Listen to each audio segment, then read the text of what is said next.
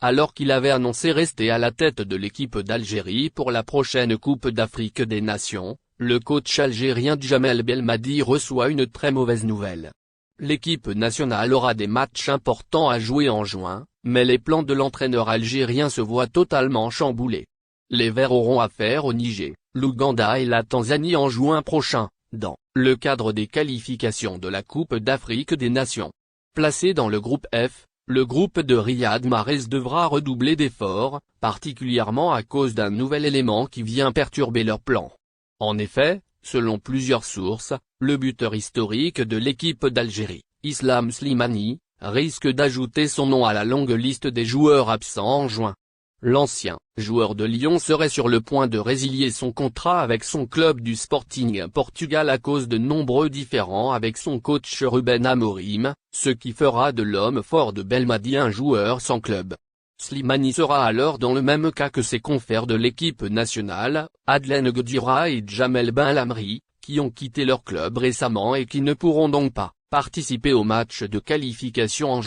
Le général Leonardo Tricarico, ancien chef d'état-major de l'armée de l'air italienne et actuel président de la fondation ICSA, a appelé les autorités de son pays à opter pour une position de neutralité dans le conflit en Ukraine, l'exhortant à œuvrer en faveur d'une solution qui met fin à la guerre qui dure depuis 8 ans, entamée par les agressions des milices nazies contre les populations russophones au Donbass.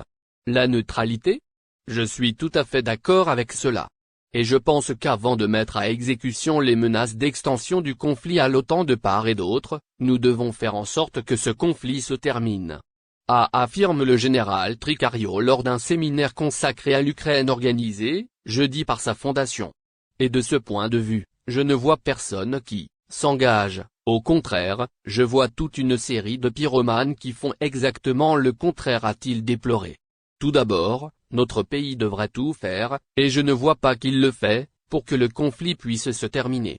Quand je dis tout faire, je veux dire que nous devons nous mettre d'accord avec d'autres pays européens, notamment la France et l'Allemagne, sur une position commune, vis-à-vis des pays belligérants menés par les États-Unis, pour qu'ils cessent leur manœuvre, pour qu'ils favorisent un cessez-le-feu et des négociations, même au risque de perturber nos relations avec les États-Unis, a affirmé le général italien. Et si l'article 5 du traité de l'Atlantique est déclenché, selon lequel la solidarité atlantique est activée, il sera alors possible de discuter du maintien des concepts fondateurs de l'OTAN, qui prévoient en tout le volontariat, et à ce moment-là, l'Italie pourra dire si elle veut se positionner en soutien ou rester à la fenêtre, a conclu Tricarico.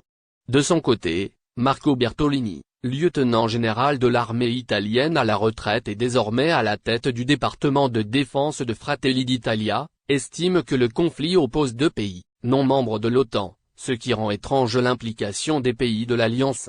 C'est un conflit dont nous devons essayer de nous tenir à l'écart le plus longtemps possible, a souligné Marco Bertolini. Le général Marco Bertolini: la guerre a commencé avec l'intervention de la Russie, qui ne fait pas partie de l'OTAN, en Ukraine, qui ne fait pas davantage partie de l'OTAN. C'est un affrontement entre deux pays européens qui n'ont rien à voir avec l'OTAN et rien à voir avec l'Italie. Je ne pense pas que nous puissions discuter de neutralité ou d'autre chose, a-t-il dit.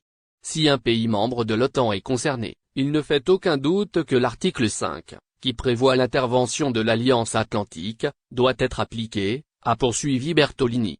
Mais jusqu'à présent, la Russie n'a pas frappé un pays de l'OTAN, puisque l'Ukraine n'est pas membre de l'Alliance, et même l'évocation d'une telle possibilité ne fait qu'envenimer les esprits et réduire les possibilités de réconciliation, que je considère comme indispensable, a-t-il encore dit.